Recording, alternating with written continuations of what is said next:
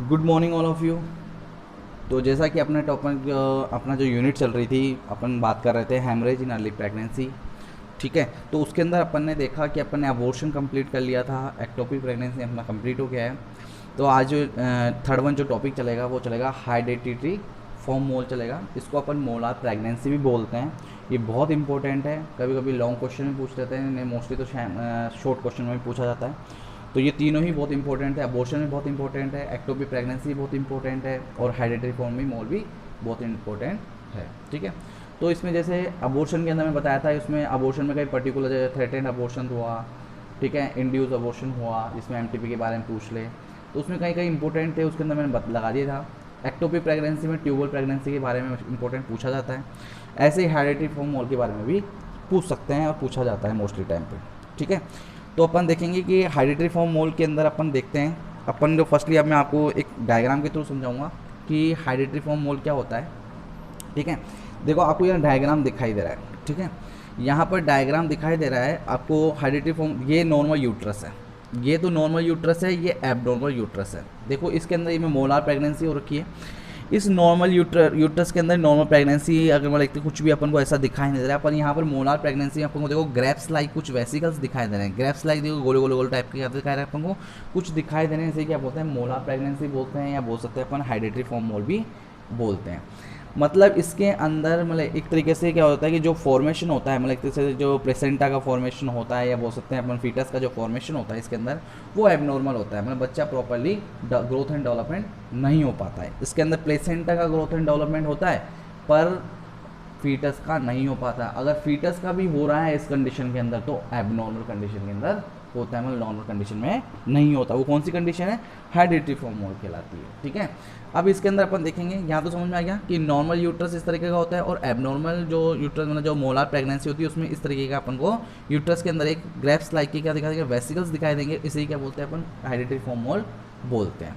ठीक है, अब मैं आपको एक चीज़ बताता हूँ कि जैसे देखते हैं इसमें कि डेफिनेशन में देखेंगे अपन, जो hydatid mole is a abnormal conception resulting in hydropic swelling of the chorionic villi and trophoblastic proliferation leading to the formation grapes like vesicles. ठीक है, जो आपने देखा होगा कि जब बेबी कंसीव कर लिया जाता है, तो बेबी कंसीव करने के बाद क्या होता है कि जब जाइगोट बनता है, ब्लास्टोसाइस्ट बनते हैं। जब ब्लास्टोसाइस्ट देखा होगा कि आपने जो फॉर्मेशन होता है प्लेसेंटा का, वो तो होता है, वो किससे बनता है, ट्रोपोब्लास्ट से बनता है। ठीक है ना, जो प्लेसेंटा का जो फॉर्मेशन होता है वो ट्रोपोब्लास्ट के थ्रू होता है, और जो फीटस का जो फॉर्मेशन होता है वो इनर सेल मास से होता है। ठीक है, जो सेल बना होता है, जो उसके साथ जो अंदर वाली सेल्स होती है वो इनर सेल मास कहते हैं, जो बाहर वाला जो पार्ट होता है उसमें क्या होता है, ट्रोपोब्लास्ट होता है। तो क्या होता है, ये एबनॉर्मल कंसेप्शन, मतलब एबनॉर्मल कंसेप्शन हो जाता है, मतलब कंसेप्शन जो होता है नॉर्मल नहीं हो पाता, resulting in hydropic swelling chorionic villi, वहाँ पर स्वेलिंग आ जाती है कोरोनिक विलाई पे, and trophoblastic proliferation leading to formation of grapes like vesicles. जो ट्रोपोब्लास्टिक होती है, मतलब एक तरीके से प्लेसेंटा का जो फॉर्मेशन होता है वो प्रोलिफरेटिव, मतलब एक तरीके से प्रोलिफरेशन या बोल सकते हैं अपन के ग्रेप्स लाइक का होता है, या रप्चर हो जाता है एक तरीके से। इस तरीके से स्वेलिंग आ जाती है कि वहाँ पर क्या होता है कि प्रोलिफरेशन होता है, और जिसे फॉर्मेशन होता है जो ग्रेप्स लाइक क्या होती है, वेसिकल्स बन जाती है, वो क्या कहलाती है, हाइड्रेटरी फॉर्म मोल कहलाती है। मतलब एबनॉर्मल कंसेप्शन होता है, जो रिजल्ट जो हाइड्रेटिक स्वेलिंग हो जाती है कोरोनिक विलाई के अंदर, और ट्रोपोप्लास्टिक प्रोलिफरेशन हो जाता है, जिससे क्या होता है, फॉर्मेशन होता है किसका, ग्रेप्स लाइक वेसिकल्स का फॉर्मेशन होता है, उसे ट्रोपोप्लास्ट के अंदर। उस कंडीशन को ही क्या बोलते हैं, हाइड्रेटरी फॉर्म मोल बोलते हैं। ठीक है, जिसे अपन बोल सकते हैं इसमें होता है डीजनरेटिव होता है, डीजनरेटिव होता है, या पार्शली प्रोलिफरेटिव चेंजेस आते हैं इन द यंग कोरोनी। तो it is the abnormal condition in the placenta where there are the partially degenerative and partially proliferative changes in the young chorionic villi. मतलब जो एबनॉर्मल कंडीशन होती है placenta की, मतलब एक तरीके से क्या होता है, जो फॉर्मेशन होता है वो प्रॉपर्ली नहीं हो पाता है, ग्रोथ एंड डेवलपमेंट प्रॉपर्ली नहीं हो पाता। उसमें क्या होता है, जो वेसिकल्स होते हैं ग्रेप्स लाइक के वेसिकल्स, उसमें क्या होता है, फॉर्मेशन होना स्टार्ट करते हैं, या बोलते हैं डिजनरेट होना स्टार्ट करते हैं। तो पार्शली डिजनरेटिव होता है, पार्शली प्रोलिफरेटिव होता है, तो चेंजेज होते हैं यंग द कोरोनिक विलाई, जिसे क्या बोलते हैं, हाइड्रेटरी फॉर्म मोल बोलते हैं। ठीक है, तो हाइड्रेटरी फॉर्म ड्यूरिंग द प्रेगनेंसी की बात कर रहे हैं अपन कि ड्यूरिंग द प्रेगनेंसी क्या होता है, ड्यूरिंग द प्रेगनेंसी जब कंसीव कर लिया जाता है। अब ये कंडीशंस कैसी होती है, ये कंडीशंस क्या होती है, ये किसके कारण होती है, क्रोमोसोमल के एबनॉर्मलिटीज़ के कारण होती है। मतलब क्या है कि ये कंडीशन जैसे बोल सकते हैं कि जब बेबी कंसीव कर लिया जाता है तो क्रोमोसोम ऐसे होते हैं कि क्या पता कि ओवम आया ही नहीं हो, केवल स्पर्म के 2 पार्ट्स के गए, स्पर्म के चले गए और ओवम बना ही नहीं हो, तो उस कंडीशन में क्या होता है, केवल प्लेसेंटा का क्या हो रहा है, डेवलपमेंट हो रहा है, फीटस का तो डेवलपमेंट हो ही नहीं रहा, ठीक है, फीटस का तो ग्रोथ हो ही नहीं रहा, प्लेसेंटा का ग्रोथ होता जाता है, उस कंडीशन में हाइड्रेटिव फॉर्म हो क्या जाती है। क्या पता है ऐसी कंडीशन हो कि मदर का एक ओवम आया और इधर से स्पर्म 2 आए, दोनों का फर्टिलाइज हो, तो उस कंडीशन से भी क्या होते हैं, उस कंडीशन से भी बोल सकते हैं कि अपने के जो ट्रिप्लोइड सेल्स की बात कर सकते हैं कि अपने ट्रिप्लोइड के अंदर कंडीशंस के अंदर इंक्लूड हो जाते हैं, तो उस कंडीशन से भी क्या होता है, एबनॉर्मल कंडीशन हो सकती है, मतलब फीटस ही बढ़ रहा है, प्लेसेंटा भी बढ़ रहा है, दोनों बढ़ रहे हैं, पर वो कौन सी कंडीशन है, एबनॉर्मल कंडीशन है। तो एक तरीके से abnormal condition of the placenta क्या होगा, बढ़ रहा है, where the the partially degenerative होता है, मतलब जनरेट नहीं होता, डीजनरेटिव होता है, एंड पार्शियली पॉलिफरेटिव चेंजेस होता है इन यंग कोलोनी के विलाय में, उसे क्या बोलते हैं, हाइड्रेटिव फॉर्म मोल बोलते हैं। समझ में आया यहाँ तक, तो ठीक है। तो इसको अपन जैसे हाइड्रेटिव फॉर्म मोल को और क्या बोलते हैं, इसको बोलते हैं अपन मोलार प्रेगनेंसी भी बोलते हैं, ठीक है, जिसमें क्या होता है कि मोलार प्रेगनेंसी होती है जिसमें एबनॉर्मल प्रोलिफरेशन होता है प्लेसेंटा के अंदर, जो प्लेसेंटा की जो सेल्स होती है जो ड्यूरिंग द प्रेगनेंसी उसमें एबनॉर्मल प्रोलिफरेशन होता है, जिससे मैसिव क्या होता है, cyst in the uterus, massive क्या होता है, मैसिव सिस्ट हो गया यूट्रस के अंदर, एक तरीके से वो एक मैसिव सिस्ट अपन को दिखाई देता है, मैसिव सिस्ट अपन को जमा ही दिखाई देता है, तो उस कंडीशन में क्या होता है, उस कंडीशन को हाइड्रेटिव फॉर्म मोल बोलते हैं, ठीक है, समझ में आ गया यहाँ पर। अब देखते हैं इंसिडेंस की बात करते हैं अपन, इंसिडेंस की बात करेंगे तो इंसिडेंस में अपन को दिखाई देगा कि इंसिडेंस में the incidence of hydatidiform mole about the 1 से 2 पर 1000 pregnancy in the United State, Europe, Europe के अंदर मतलब एक तरीके से मान सकते हैं बहुत कम है कि 1000 प्रेगनेंसी के अंदर 1 और 2 ऐसे केसेस मिलेंगे हाइड्रेटिव फॉर्म मोल वाले, इससे ज़्यादा केसेस नहीं मिलते हैं। अपन रिसर्च उन्होंने रिसर्च किया तो रिसर्च करने का पता लगा कि 1000 प्रेगनेंसी पर 1 से 2% क्या करेंगे, हाइड्रेटिव फॉर्म मोल के उनके अंदर दिखाई दी इन यूरोप कंट्रीज़ के अंदर, ठीक है। और suppose the in to be higher the Asian countries, उनके एशियन कंट्रीज़ के अंदर ज़्यादा है, जैसे फिलीपींस की बात करें अपन, हाईएस्ट है कि 18 प्रेगनेंसी, सबसे ज़्यादा देखिए सबसे ज़्यादा जो है वो फिलीपींस के अंदर है, जो 18 प्रेगनेंसी के ऊपर क्या होता है, एक हाइड्रेटिव फॉर्म मोल का पेशेंट मिलता है, जिसके वो बहुत ज़्यादा हाई रिस्क होता है। एंड द इंडिया के अंदर देखा गया 400 प्रेगनेंसी के अंदर एक केस ऐसा मिलता है हाइड्रेटिव फॉर्म मोल का, अदरवाइज मतलब मिडिल के अंदर सबसे हाईएस्ट होता है फिलीपींस के अंदर, लोवेस्ट होता है यूरोप के अंदर, और सबसे मीडियम में होता है इंडिया के अंदर, ये हाइड्रेटिव फॉर्म मोल केसेस पाए जाते हैं, ठीक है। नेक्स्ट बात करेंगे अपन इसके बाद, अब देखो मैं आपको नॉर्मल कंसेप्शन आपको मैं बताता हूँ, ठीक है, नॉर्मल कंसेप्शन कैसे किस तरीके होता है, और इसमें 2 टाइप्स के होते हैं हाइड्रेटिव फॉर्म मोल, एक ऑब्वियसली इसे 2 टाइप्स के होते हैं, एक होता है कंप्लीट हाइड्रेटिव फॉर्म मोल, एक होता है पार्शियल हाइड्रेटिव फॉर्म मोल, ठीक है। अब देखो आपने देखा होगा कि जो नॉर्मल कंसेप्शन होता है वो क्या होता है कि जैसे 23 क्रोमोसोम्स होते हैं, 23 मेल के होते हैं, 23 किसके होते हैं, फीमेल के होते हैं, दोनों उसमें होता है कि जो मेल के अंदर होता है उसमें XY होता है और फीमेल में होता है वो XX होता है, ये आप जानते हैं, ठीक है।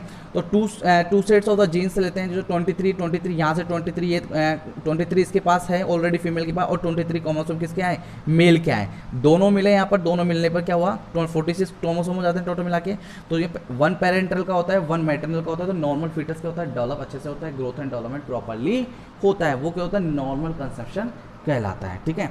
तो नॉर्मल कंसेप्शन आपको पता लग गया कि 23 क्रोमोसोम किसके हैं, 23 क्रोमोसोम फीमेल के हैं, 23 क्रोमोसोम मेल के हैं, दोनों के अंदर जब बेबी कंसीव होता है दोनों एक साथ कॉम्बिनेशन में आते हैं, दोनों कॉम्बिनेशन में आएंगे तो क्या हो जाएगा 46 क्रोमोसोम हो जाते हैं, जिसमें एक पैटर्नल का होता है एक मैटरनल का होता है, तो 2 सेट्स बन जाते हैं जिसके होते हैं नॉर्मल फीटस और प्रॉपर्ली ग्रोथ एंड डेवलपमेंट करता है। ये तो नॉर्मल कंसेप्शन की बात हुई। अब इसमें अपन 2 टाइप्स देखेंगे अपन कि हाइड्रेटिव फॉर्म मोल की अपन 2 टाइप्स देखेंगे, जिसके अंदर एक होता है एक कंप्लीट होता है और एक होता है पार्शियल होता है, ठीक है। कि हाइड्रेटिव फॉर्म मोल के एक होता है कंप्लीट होता है, एक होता है पार्शियल होता है, ठीक है। अब कंप्लीट हाइड्रेटिव फॉर्म मोल की बात करेंगे इसके अंदर, ठीक है। इसके अंदर मैं थ्योरी के अंदर प्रैक्टिकल में बताता हूँ। इसके अंदर मैं आपको देखो कि हाइड्रेटिव फॉर्म मोल की बात करें अपन यहाँ पर हाइड्रेटिव की 23 क्रोमोसोम है, ठीक है। 23 क्रोमोसोम किसके हैं, फीमेल के हैं, ठीक है। पर यहाँ पर एग क्या है, इम्पिटी है, क्या है यहाँ पर एग इम्पिटी है। यहाँ पर 23 क्रोमोसोम है, यहाँ पर 23 क्रोमोसोम है, यहाँ पर क्या है एग क्या है इम्पिटी है, मतलब ओवम नहीं आया। यहाँ पर 23 क्रोमोसोम, यहाँ पर 23 क्रोमोसोम, पर यहाँ पर ओवम नहीं आया, तो कितने हो जाएंगे, केवल 46 क्रोमोसोम रहेंगे। पर यहाँ पर क्या हो जाएगा कि यहाँ पर मतलब स्पर्म तो आया है पर यहाँ पर ओवम डेवलप नहीं हुआ है। अगर ओवम डेवलप नहीं हुआ है तो उस कंडीशन में क्या हो जाएगा, जायगोट बनेगा क्या, नहीं बनेगा। अगर जायगोट ही नहीं बनेगा तो फीटस का डेवलपमेंट होगा क्या, नहीं होगा। तो यहाँ पर अगर केवल 23 क्रोमोसोम किसके आए, एक्स और वाई के आए, कि दो क्रोमोसोम्स मतलब एक तरीके से दो स्पर्म आए, मतलब एक तरीके से हम बोल सकते हैं कि जो 23 क्रोमोसोम एक एक्स आया, 23 उसके अंदर वाई आया, तो अलग अलग मतलब एक तरीके से अपन बात कर सकते हैं कि इसके अंदर 46 अगर टू टाइप्स के, तो टू स्पर्म क्या गए, उसके अंदर इंसर्ट हुए, तो टू दो बार स्पर्म आए, तो उस कंडीशन में क्या हो गया, उसका उन कंडीशन में क्या होगा, 23 कॉम्बिनेशन हो जाएगा, तो क्या हो जाएगा 46 क्रोमोसोम हो जाएंगे। मतलब एग का तो आया ही नहीं, ओवम तो रिलीज हुआ ही नहीं, और क्या हो गया, स्पर्म चला गया, तो इस कंडीशन से क्या हो गया, वहाँ प्लेसेंटा क्या हो जाएगा, वहाँ प्लेसेंटा डेवलप हो जाएगा। मतलब एग के अंदर जो एग क्या है, बिल्कुल इम्पिटी है, उसमें कुछ भी नहीं है। तो यहाँ पर इस कंडीशन में अपन एक और देखो, इस कंडीशन में बता रखा है कि यहाँ पर कंप्लीट मोल के अंदर देखेंगे कि 23 क्रोमोसोम ये है, 23 ये है, और यहाँ पर 23 रह गई, क्योंकि जो ये रेड वाला है ये तो है ही नहीं यहाँ पर मतलब मैटरनल का जो मैटरनल जो रिलीज कर रही है वो तो है ही नहीं उस कंडीशन के अंदर, ओनली किसका है, पैटर्नल का है। और पैटर्नल ने 23 दो बार क्या कर लिया इसने, दो बार टू सेट्स क्या है पैटर्नल के, क्या हो गया, to sets of the paternal के क्या हो गया, रिलीज कर दिया, पर मैटरनल जीन्स का क्या है, बिल्कुल भी नहीं है, जीरो है वहाँ पर। तो उस कंडीशन में क्या हो जाएगा, 46 क्रोमोसोम तो होंगे, पर वो किसके होंगे, पैटर्नल के होंगे, मैटरनल के नहीं होंगे। कि मैटरनल के क्या है, बिल्कुल जीरो है, तो उसने क्या हो गया, उसने ओवम रिलीज नहीं किया, उसमें अंडा नहीं आया, एग नहीं आया, उस कारण से वो क्या हुआ, उसमें 23 क्रोमोसोम ही नहीं आए, उसमें केवल किसके हैं, मेल के क्रोमोसोम है, जो 23 टू बार आए, 23 एक बार, फिर 23 एक बार, फिर कितने हुए, 46 क्रोमोसोम है। वो किसके क्रोमोसोम है, मैटरनल के, वो फीटस पैटर्नल के क्रोमोसोम्स हैं, जो to sets of the paternal के हैं, पर नो मैटरनल जीन्स की, मैटरनल जीन्स भी एक भी नहीं है। तो फीटस क्या होगा, नो फीटस डेवलपमेंट नहीं होगा, ग्रोथ एंड डेवलपमेंट फीटस का नहीं होगा। इस कंडीशन में क्या होता है, प्लेसेंटा का डेवलपमेंट होना स्टार्ट करता है, पर फीटस का डेवलपमेंट होता ही नहीं है। अगर प्लेसेंटा का डेवलपमेंट होगा तो नॉर्मल कंडीशन है क्या, एबनॉर्मल कंडीशन है। तो इस कंडीशन को ही क्या बोलते हैं, कंप्लीट हाइडेटिफॉर्म मोल बोलते हैं। मैं आपको यहाँ पर एक बार और बताता हूँ, थ्योरी के अंदर देखिए, complete hydatidiform mole show no evidence of the fetal tissue at all, कि अपन बोल सकते हैं कंप्लीट हाइडेटिफॉर्म मोल के अंदर फीटल टिश्यू का कोई भी अपन को शो दिखाई नहीं देता, कोई एविडेंस दिखाई नहीं देता कि जिससे कि फीटस का डेवलपमेंट प्रॉपर्ली हो सके। कोई टिश्यूज़ नहीं है, कोई सेल्स नहीं है फीटस को डेवलपमेंट करने के लिए, क्योंकि वो एक तरह से मैटरनल रिलीज करती ही नहीं है, मैटरनल के मतलब जो ओवम रिलीज होता ही नहीं है, एग आता नहीं, इम्पिटी होता है, बिल्कुल खाली होता है, तो उसमें कोई भी कंडीशन नहीं होती, उसमें ओनली किसका स्पर्म जाता है, ओनली पैटर्नल का होता है, जिसके क्रोमोसोम पैटर्नल के होते हैं, जिससे क्या होता है 23 होकर 46 क्रोमोसोम बन जाते हैं, जिससे क्या हो जाता है, प्लेसेंटा का डेवलपमेंट होता है, पर फीटस का डेवलपमेंट नहीं होता है इस कंडीशन के अंदर, ठीक है। तो दे आर यूजली डिप्लॉयड यानी 46 XX और 46 XY, ठीक है। 46 या तो XX या 46 XY हो जाएगा। And the paternal origin which the arise the duplication of the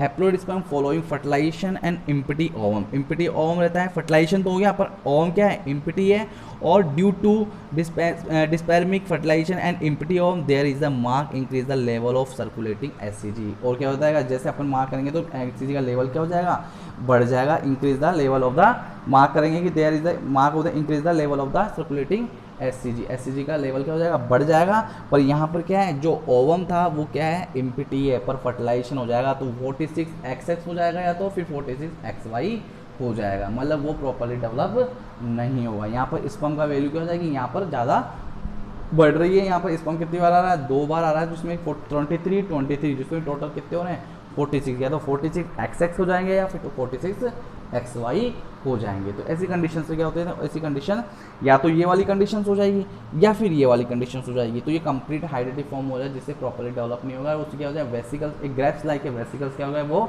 release करना स्टार्ट कर देंगे, एक तरीके से प्रोलिफरेशन हो जाएगा। किसका हो जाएगा प्रोलिफरेशन, प्लेसेंटा का प्रोलिफरेशन हो जाएगा, और क्या होगा, ब्रेप्स लाइक वेसिकल फॉर्मेशन करना स्टार्ट कर देगी, उसे ही क्या बोलते हैं, उसे ही हाइडेटिफॉर्म मोल बोलते हैं।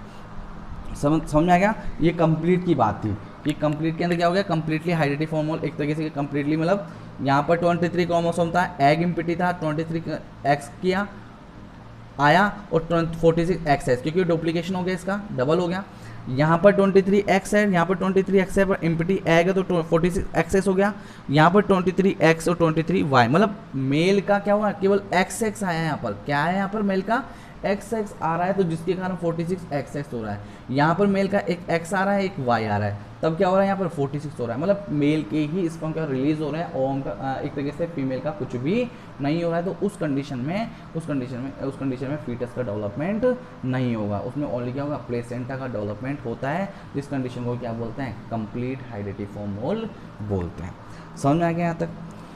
अच्छे समझ में आया। नेक्स्ट बात करते हैं अपन पार्शियल की बात करते हैं, कि पार्शियल मोल की बात करते हैं। अब इसमें आपको वापस डायग्राम के थ्रू मैं आपको समझाता हूँ। देखो पार्शियल में क्या है कि पार्शियल में देखो 23x आया और 23y आया, ठीक है। यहाँ पर हो गया 23x और 23y, तो 23x इसका, ये तो एक तो मेल का आया एक फीमेल, दो मेल के आए, एक तो 23x आया एक 23y आया, मेल के दो हो गए, ठीक है। यहाँ पर ऑलरेडी ओवम में डिस्पर्मी है, ऑलरेडी क्या है यहाँ पर ऑलरेडी क्या है, ओवम के अंदर मतलब 23x है, तो x हो गए, कितने हो गए 46 और 23y को जोड़ेंगे तो कितने होंगे, 69 होंगे कि नहीं होंगे, हो जाएंगे। तो यहाँ पर 23 तो 2x हैं और 23 का y का है, एक y का है 23 है, ठीक है। 3 क्रोमोसोम हो गए, 23 का क्रोमोसोम x है, 23 chromosome x and 23 chromosome y, इनको कॉम्बिनेशन किया, इनको जोड़ा तो कितने हो गए, 69xxy हो गए, या तो 69xxy हो गया या 69xxy, दो है तो triploid 69xxy maternal and paternal chromosome.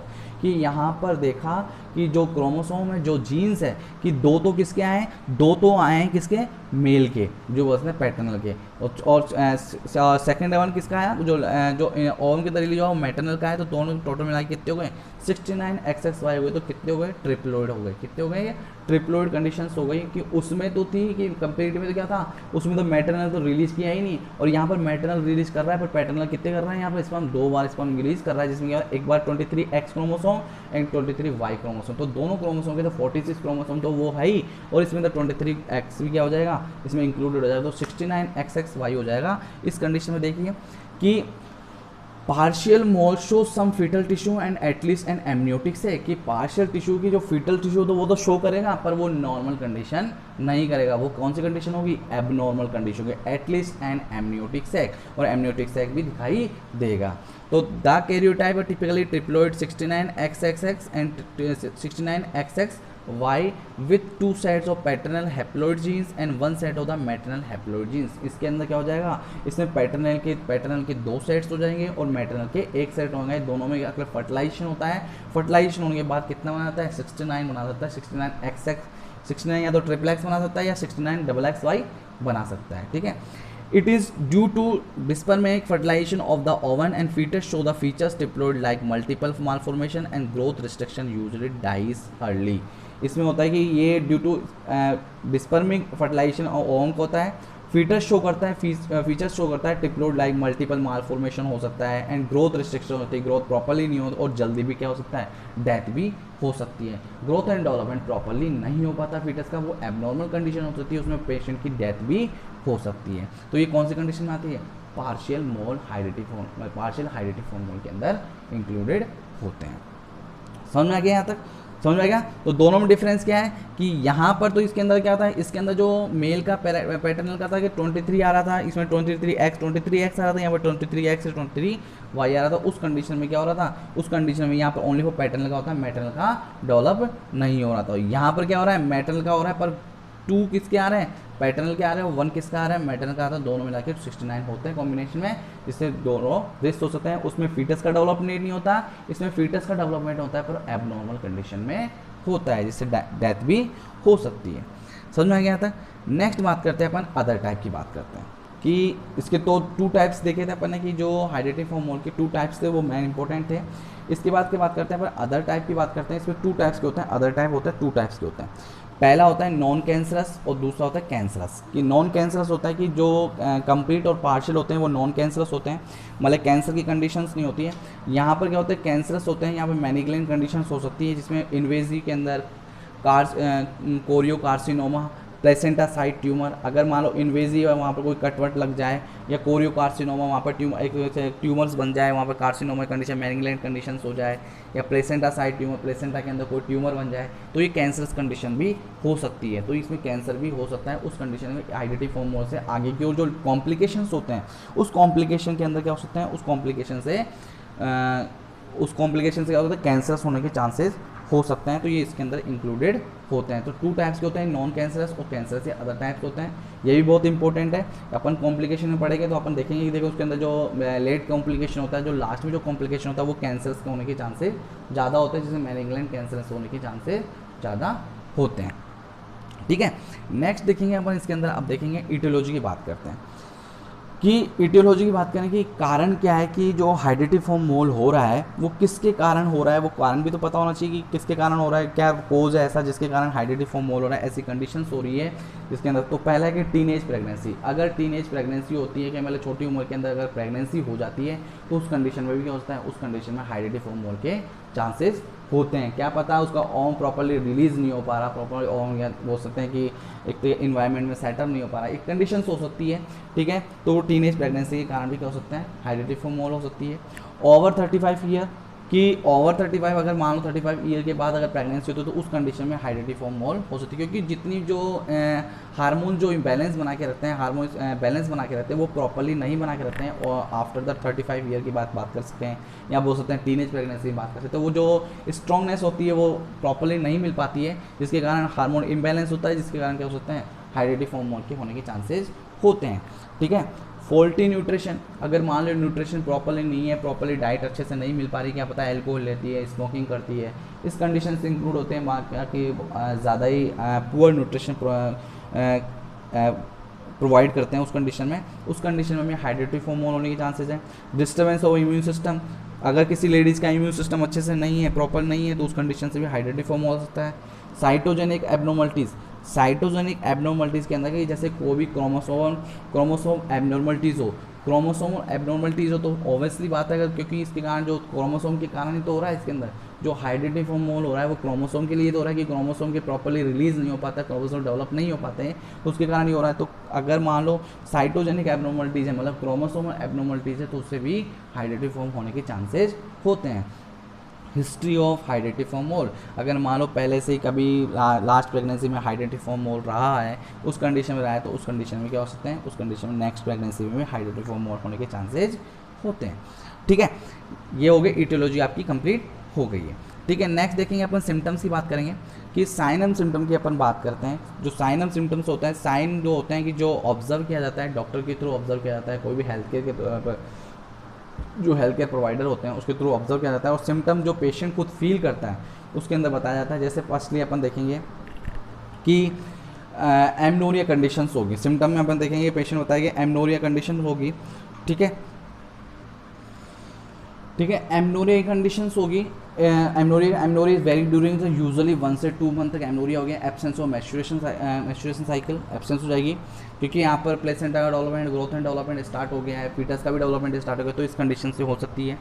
Next है hyperemesis is common due to the high level of HCG, बहुत सीवियर वॉमिटिंग होती है, बहुत ज़्यादा सीवियर और प्रोलॉन्ग वॉमिटिंग, लंबे टाइम तक वो बहुत ज़्यादा सीवियर वॉमिटिंग होती है क्योंकि एससीजी का लेवल बढ़ जाता है। वेजाइनल ब्लीडिंग भी होती है इसके अंदर। वेजाइनल ब्लीडिंग आपको देखना है कि इसके अंदर जो दिखाई देती है, इसके अंदर जो ब्राउनिश कलर की दिखाई देती है वैटरी डिस्चार्ज टाइप का होता है, तो वेजाइनल ब्लीडिंग भी होती है। ठीक है, वेजाइनल ब्लीडिंग 90% केसेस में होती है, और स्पोर्टिंग होती है कभी कभी। ठीक है, और जो इसमें नेक्स्ट होता है जो होता है एब्डोमिनल पेन, कि पेन होता है ना, बहुत ज़्यादा सीवियर पेन होता है, एब्डोमिनल पेन होता है। क्यों होता है? क्योंकि इसके अंदर क्या होता है, एक तो यूट्रस का क्या होता है कि एक्सेसिव डिस्टेंशन हो जाता है यूट्रस का, क्योंकि वो मोल जैसे बढ़ते जाते हैं, मोल जो क्या होते हैं, मोल के जो ग्रेप्स लाइक के जो वेसिकल्स निकलते हैं, जिससे क्या यूट्रस का साइज क्या हो जाएगा, बढ़ जाएगा। तो यूट्रस का साइज बढ़ जाएगा, जिससे भी क्या हो जाएगा, एब्डोमेन पेन होगा। ठीक है, यूट्राइन कॉन्ट्रैक्शन होंगे, कि जो यूट्राइन कॉन्ट्रैक्शन होंगे तो मोल क्या होंगे, बाहर एक्सपल आउट होते हैं, बाहर की ओर निकलते हैं। उस कंडीशंस में भी क्या होता है, एब्डोमेन पेन होता है। अगर सेप्सिस हो जाए, कोई इन्फेक्शन हो जाता है, इन्फेक्शन हो ही रहा है इसके अंदर, तो इन्फेक्शन हो गया तो उस कारण भी क्या हो सकता है, एब्डोमेन पेन हो सकता है।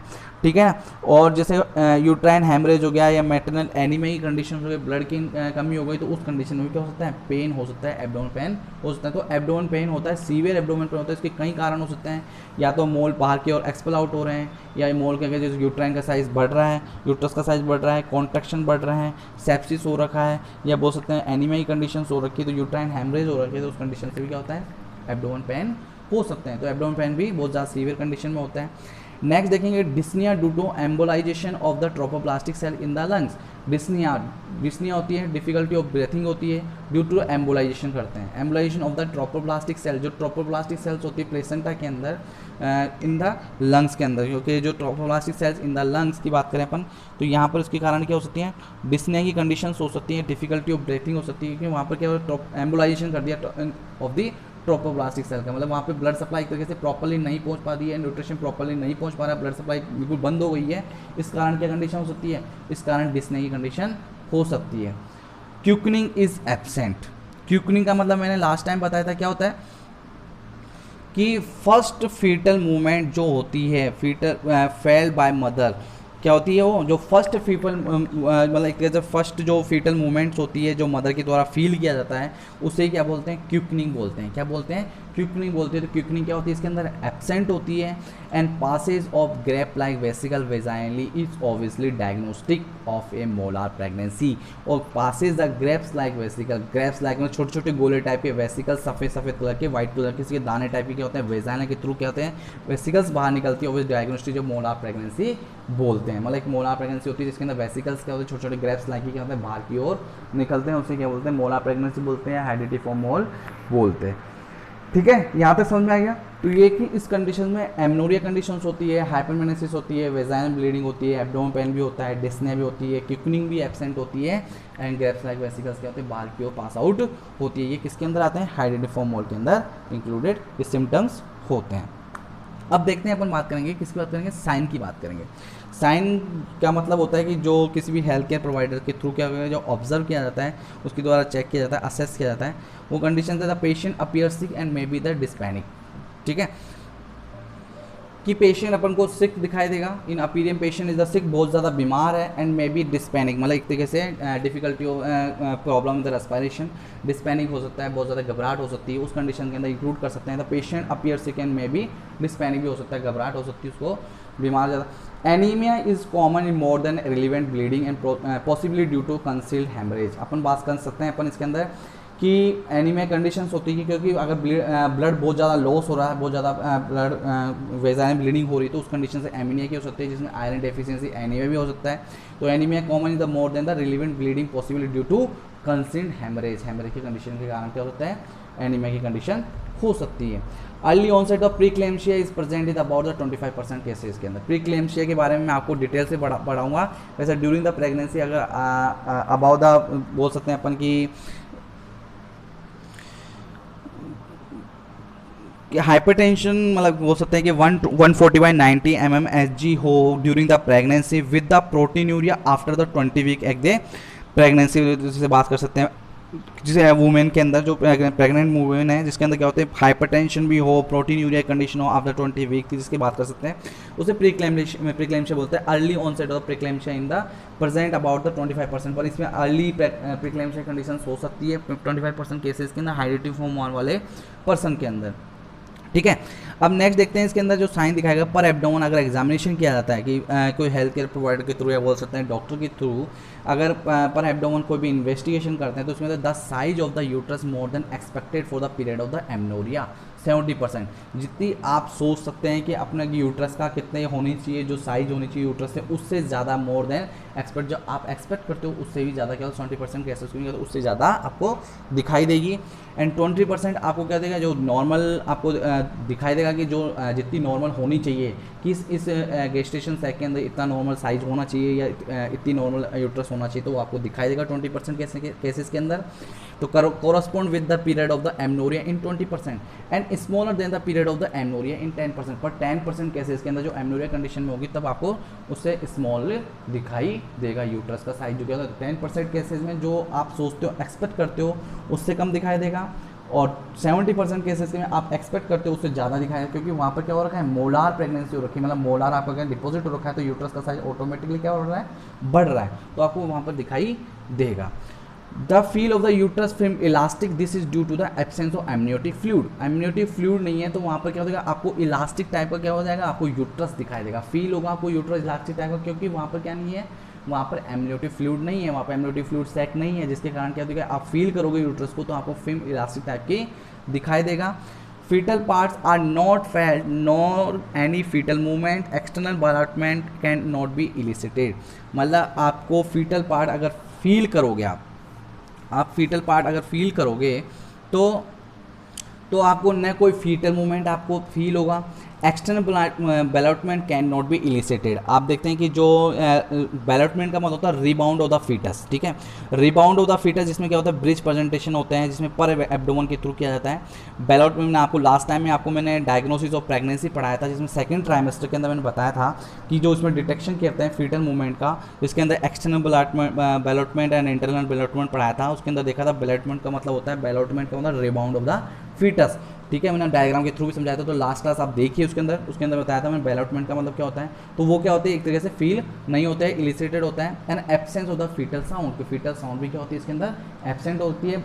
ऑब्वियसली आप डॉपलर से अगर डॉपलर के थ्रू भी आप अगर लिसनिंग करना चाहो तो भी आपको फील नहीं होगी कि आपने सुन के अपन सोचेंगे फीटल स्कोप के पिनार्ड स्कोप से अपन सुनना चाहे तो उससे सुने नहीं, उससे भी नहीं दिखाई देगी, इवन डॉपलर से भी सुनाई नहीं देती है। तो absence of the fetal sound, so fetal sound भी अपन को फील नहीं होती, मतलब सुनाई नहीं देती है, ठीक है। तो एब्डोमिनल एग्जामिनेशन किया तो यूट्रस का साइज पता चलता है, यूट्रस किस तरीके से दिखाया जाता है, कोई मूवमेंट्स उसको चेक किया जाता है और साउंड उसके अंदर चेक किया जाता है। ये सभी अपन को दिखाई या मतलब सुनाई नहीं देते हैं या फील नहीं होते हैं, ठीक है। नेक्स्ट देखते हैं अपन इसके अंदर, नेक्स्ट वेजाइनल एग्जामिनेशन करते हैं, ठीक है।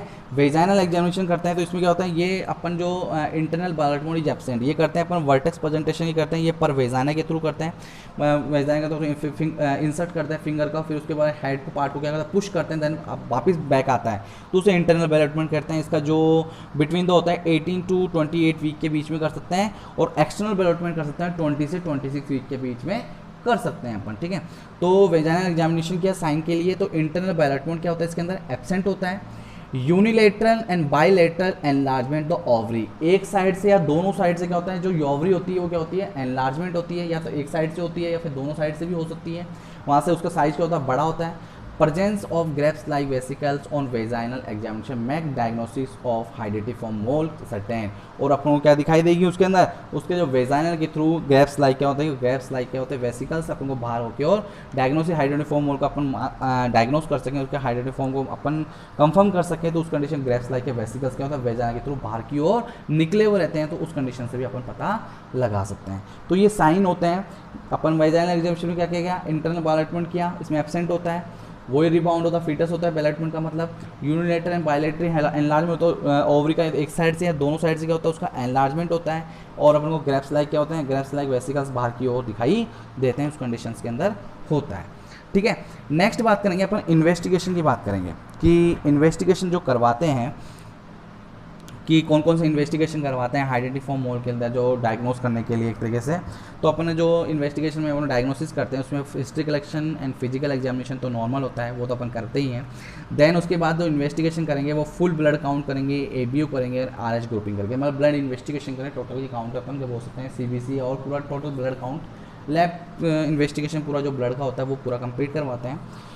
Liver and kidney thyroid function test and carried out the indicate the cases, कि अपन कोई भी इसके एक तरीके से अपन बोल सकते हैं कि लीवर और किडनी और थायराइड फंक्शन करते हैं, कोई भी केसेस हो इससे रिलेटेड वो अपन करते हैं। नेक्स्ट करते हैं अपन अल्ट्रासाउंड, ठीक है। अल्ट्रासाउंड सोनोग्राफी करना ज़रूरी है, मोस्ट इंपॉर्टेंट डायग्नोस्टिक है जो डायग्नोस करने के लिए हाइडेटिफॉर्म को, due to the greatest diagnostic accuracy, अपन को पता चलता है कि बहुत ज़्यादा एक्यूरेसी पता चलती है कि कौन सी कंडीशन मतलब यूट्रस में अगर एक मान लो ग्रेप्स लाइक वेसिकल्स ना निकले और अपन ने क्या अगर उससे अपन पता चले तो क्या पता लगे प्लेसेंटा ही डेवलप हो रहा है या नहीं हो रहा, फीटस डेवलप हो ही नहीं रहा, फीटस में जायगोट का फॉर्मेशन हुआ है कि नहीं हुआ, तो अपन क्या अल्ट्रासाउंड कराना ज़रूरी होता है जिससे अपन को पता चल जाता है।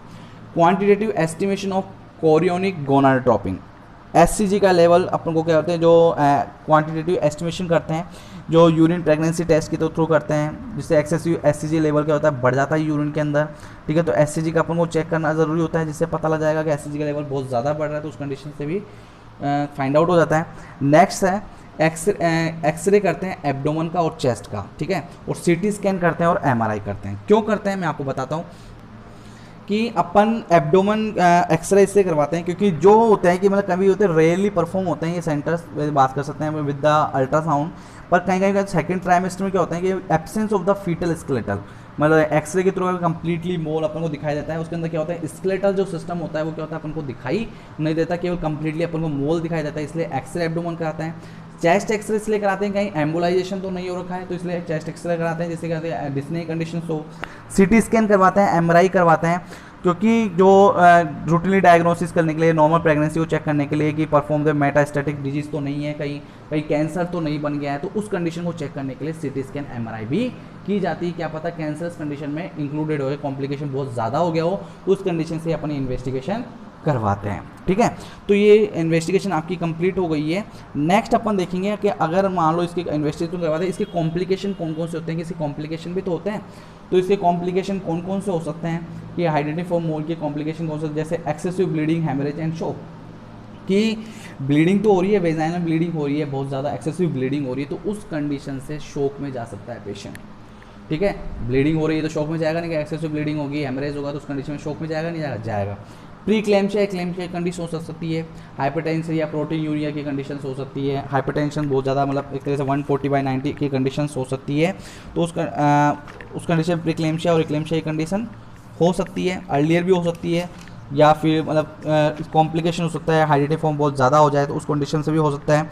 तो इक्लेम्शिया का मतलब होता है कि टॉनिक क्लोनिक कन्वर्जन हो सकता है, कोमा में जा सकता है, तो उसे इक्लेम्शिया बोलते हैं। और प्रीक्लेम्शिया के लिए प्रोटीन कंडीशन या बोल सकते हैं 140/90, हाइपरटेंशन मतलब हो सकते हैं ब्लड प्रेशर बहुत ज़्यादा हो, उस कंडीशन में प्रीक्लेम्शिया और इक्लेम्शिया कंडीशन हो सकती है।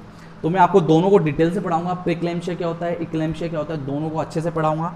अपना जो शायद नेक्स्ट टॉपिक अपना यही रहेगा। ठीक है, नेक्स्ट बात करते हैं अपन इसके अंदर कॉम्प्लिकेशन में अक्यूट रेस्पिरेटरी डिस्ट्रेस। अगर एम्बुलाइजेशन हो रखा है तो उस कंडीशन तो अक्यूट रेस्पिरेटरी डिस्ट्रेस होगा कि नहीं होगा, होगा, कि वहाँ पर ऑक्सीजन की कमी हो जाएगी, न्यूट्रिशन की कमी, तो अक्यूट रेस्पिरेटरी डिस्ट्रेस की कंडीशन भी हो सकती है, कॉम्प्लिकेशन हो सकता है। यूट्राइन परफोरेशन हो सकता है, क्योंकि यूट्राइन में इन्फेक्शन हो रहा है, मतलब यूट्रस का इन्फेक्शन हो रहा है, मोल का वहाँ पर होता है, फॉर्मेशन नहीं हो पा रहा है प्रॉपरली, तो वहाँ पर यूट्राइन परफोरेशन हो सकता है, इन्फेक्शन हो सकता है, ऑब्वियसली बात है। Disseminated intravascular coagulation. ठीक है, अपन एक बार देखते हैं इसके अंदर जो यूट्राइन परफोरेशन है, वो यूट्राइन परफोरेशन क्या होता है कि कभी during the evacuation of the mole, अगर मतलब बात कर सकते हैं कि जब मोल बाहर की ओर निकल रहे हैं during the curettage in the very soft of the uterus, uterus क्या होता है वो सॉफ्ट हो जाता है, तो invasive mole can also cause uterine perforation. तो वो यूट्राइन जो मोल्स होते हैं वो क्या होते हैं, यूट्राइन परफोरेशन कर सकते हैं।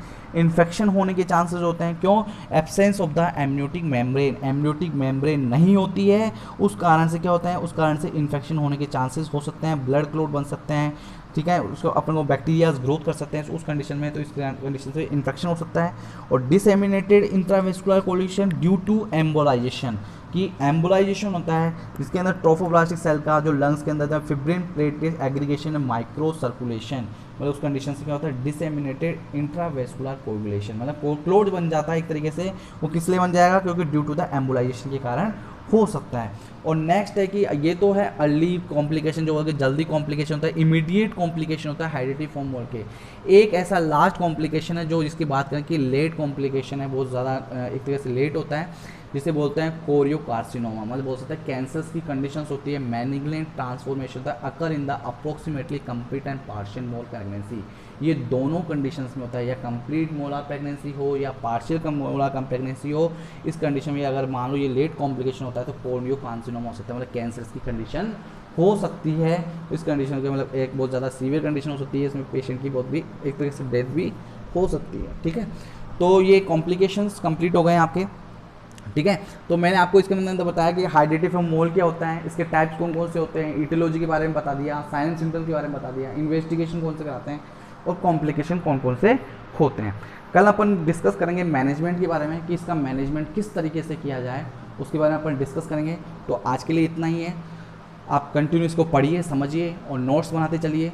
Thank you so much, have a great day.